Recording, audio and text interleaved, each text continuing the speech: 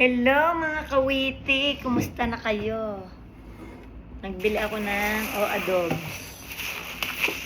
Ang baklase na mga kabumili ng healthy-healthyhan.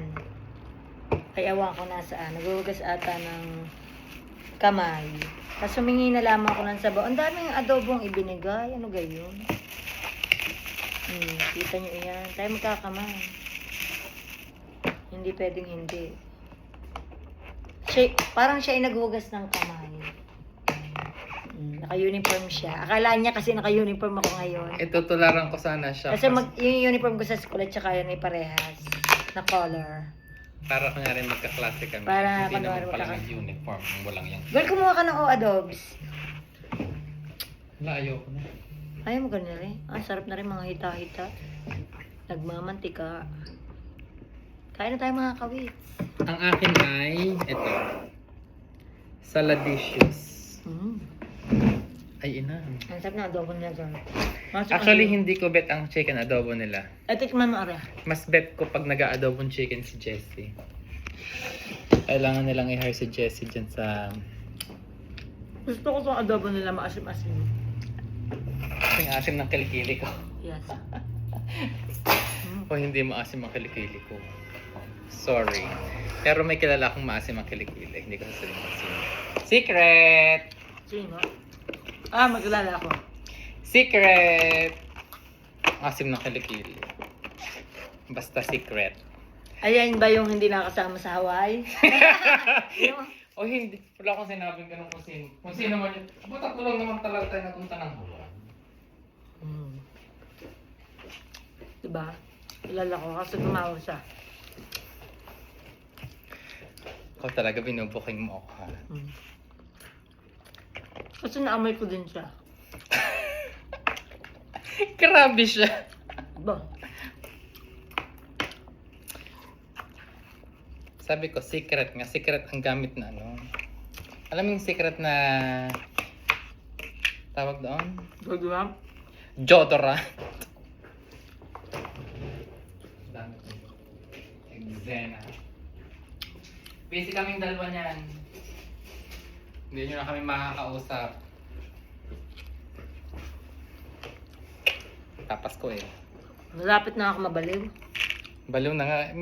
Ako'y natawa na lang ako. Dahil minsan ko narinig kong kahit nagte-text, kinakausap niya yung kanyang sarili. Ganun ako mga kawite. Bakit ay amoy pangkulot sa buhok? Alin? Ang naamoy ko din.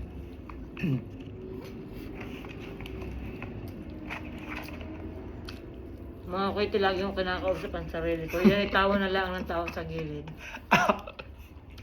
Aba, sino kang kausap ng hype na yun?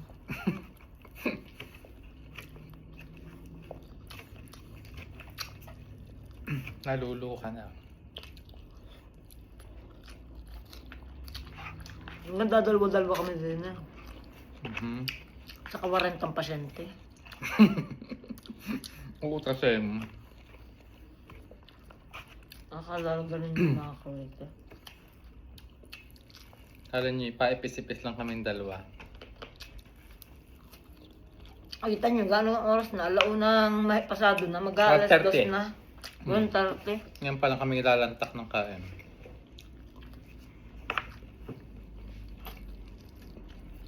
Ayan naman mga...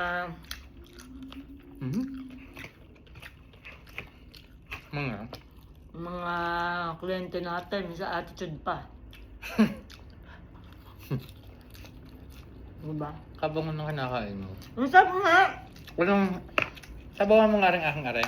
Kunin mo dyan. Kumuha ka na sa dyan. Hindi gusto ko sabawan. Kanin lang rin sa sabawan ko. Tikman mo nga. Para may lasa.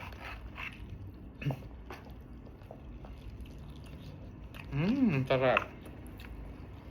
Diba? Mas asin.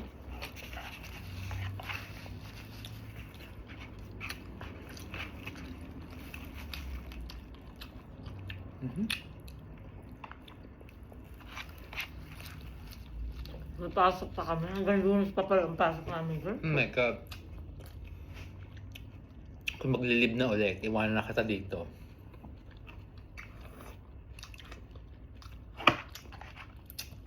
Ano ka sa Lunes? 22? Ano ka?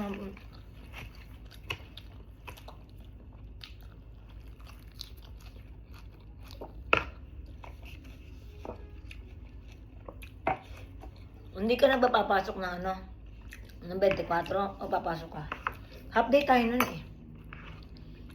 Pumasok ka na. Pumasok na ako. Hindi na ako papasok ang 26. Hindi, Yun kailangan, ang ano ko. Birthday ko yun. kailangan natin pumasok, girl. Ano? Kailangan ay Lunes pa lang yung nagtatawag na tayo. Wala sila yun, girl. Ayun. Alam mo, paano yun? Magagamit pa ba ang aking mga halib? Hmm. May dalawa pa din ako na rin. May anim pa ako eh. Hindi, tatlo na gamit mo ngayon eh. Oo nga. Di ba tatlong ano yun? Tatlong sick, tapos anim na libre. Hmm. Hindi kami nagbabayad, girl. Hmm? Hindi kami nagbabayad. Kailangan accommodate mo yung... Kailangan Kaya nga, kaya gagamitin ko na lahat. Gusto mo, huwag ka na pumasok kung bukas. Ayaw naman kitang iwanang mag-isa. Papasok naman ako.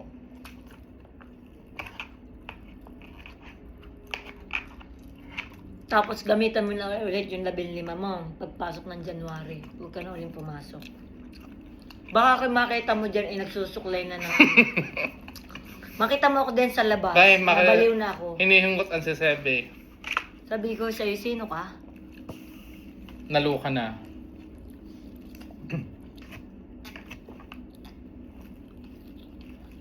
Ganito lang. Maglilib ako pero Wala. hahagot pa rin ako. Oo nga. Bago sasabihin mo lang sa akin ay... Nasa bahay lang naman din ako. Tungga. Maglilinis ng bahay. Naglilipat ka na lang, di ba? Baka sa mid... Kasi February 1 pa ang lipat. February pa? Ang tagal pa pala.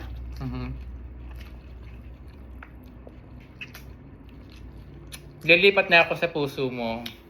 Kasi yung gamit mo sa bahay hanggang 1 lang yun ng January eh. Tatapon ko na. Eh, pinatago ako sa kanya.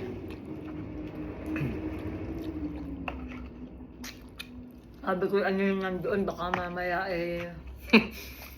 Mga epektos. Mga epektos na hayop ko eh. Bigla na lang ako ma-raid. May mga pangalan naman niya. Ano yung pang-display? Mga Harry Potter ko yun. Akala ko talaga pinadala mo sa iyong kapatid. Mga pinadala ko yung mga pampasko.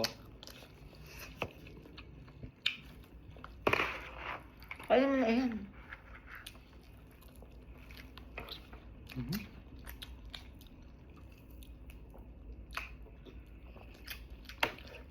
Sorry.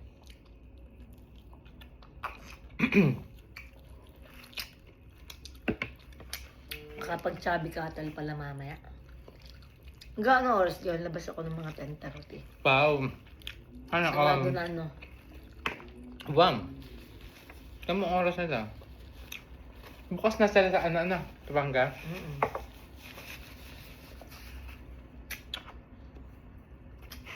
Pero sa kabusugan kong ito mga kawiki, ay naalala ko si Diskaya. Grabe ano. Nakulong din siya. Yung asawa niya hindi pa nakukulong eh. Tapos, Pag nakakulong ay nasa manlasa eh. May sabi ka na, sabi? Tinig ang vitasan ako napatawa. Mautas ako ng katatawa. Tapos girl, yung isa ano, nahulog daw sa bangin sa Benguet. Baka nagpatiwakal na yun. Ay, hindi, sinasangkot din siya sa ano eh. Sa DPWH, ano, Ano? Ghost Project eh. Nakakita ko, nabasa ko. Ano na yan? Depression na yun. Diba? Ano yun?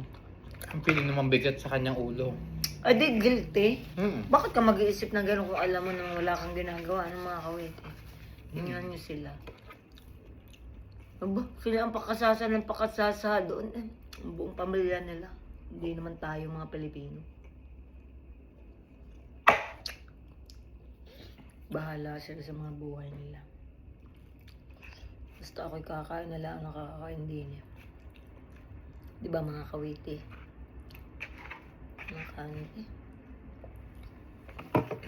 Ano yan? Sarsa ng ano? ng ano, salad. May bagong tindera doon. Siya nag-serve sa akin ng... Babae? Mm. Ay ano, Pinoy? Yan.